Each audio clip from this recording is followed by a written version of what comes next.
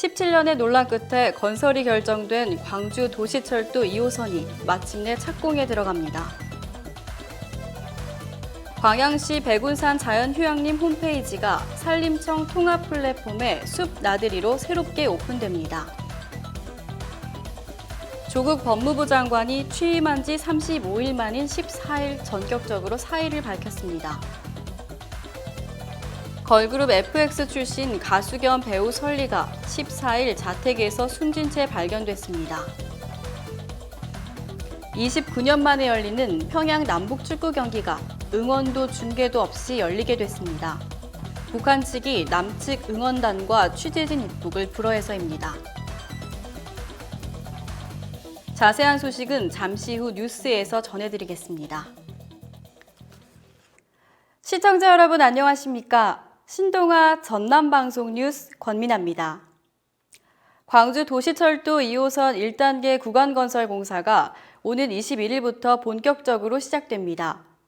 광주광역시는 409 구간에 해당하는 남구 미래아동병원 부근을 시작으로 10월 중 1단계 전 구간의 착공을 본격화한다는 방침입니다.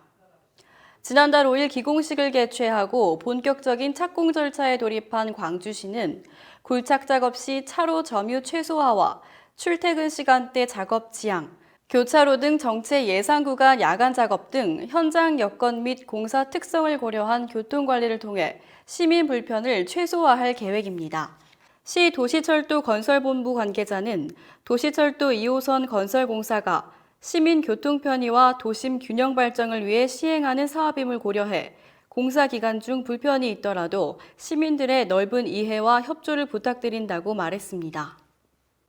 광양시 휴양림 사업소는 백운산 자연휴양림 홈페이지가 오는 11월 21일 산림청 통합 플랫폼 숲 나들이로 새롭게 오픈된다고 밝혔습니다.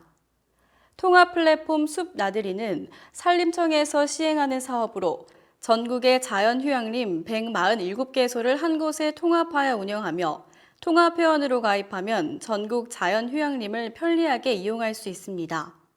현재 홈페이지에서 운영되는 숙박시설 예약은 오는 23일부터 중지되고 11월 21일 통합 플랫폼 홈페이지에서 다시 예약을 받을 예정이며 11월 20일까지 사용 예약은 현재 홈페이지에서 예약할 수 있습니다. 시는 통합 플랫폼 홈페이지 운영 기준에 따라 관련 조례 개정을 추진하고 있으며 숙박시설을 예약할 때 2박 3일, 3박 4일도 가능하게 하는 등 불편한 부분도 함께 개선하여 이용객의 편의를 대폭 증진해 나갈 계획입니다. 조국 법무부 장관이 14일 장관직을 내려놓겠다고 밝혔습니다. 지난 8월 9일 장관 후보자로 지명된 지 66일 만이자 지난달 9일 장관직에 공식 임명된 지 35일 만입니다. 조 장관은 이날 오후 2시 검찰개혁을 위한 불쏘시개 역할은 여기까지입니다. 라는 제목의 서면을 통해 검찰에서 진행 중인 가족 관련 수사로 인해 국민들께 송구하였지만 장관으로서의 소임을 다하기 위해 하루하루를 감당해 왔다고 밝혔습니다. 하지만 자신의 가족 일로 대통령과 정부의 부담으로 끼쳐서는 안 된다고 판단했다며 장관직을 내려놓는다고 설명했습니다.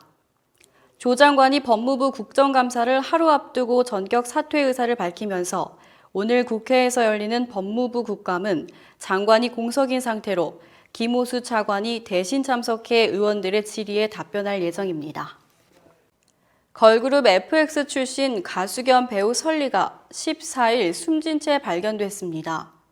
경기 성남 수정경찰서에 따르면 14일 오후 3시 21분 최 씨 자택인 성남시 수정구 심곡동의 전원주택 2층에서 최 씨가 숨져 있는 것을 최 씨의 매니저가 발견해 신고했다고 밝혔습니다. 매니저는 13일 오후 6시 30분쯤 최 씨와 마지막 통화 이후 연락이 닿지 않자 직접 집을 방문했다가 현장을 확인한 것으로 전해졌습니다.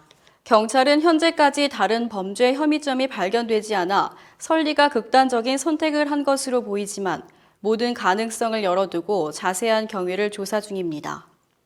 설리 소속사 SM엔터테인먼트는 14일 오후 고인의 마지막 가는 길에 깊은 애도를 표한다고 전하며 향후 장례 절차는 유가족의 뜻에 따라 모두 비공개로 진행하겠다고 밝혔습니다.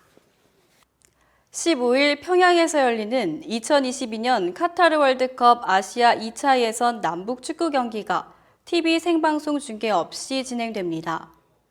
통일부 이상민 대변인은 14일 정례 브리핑에서 중계나 응원단 문제에 대해 여러 차례 북측의 의사를 타진해왔지만 북측의 응답이 없는 상황이라고 밝혔습니다.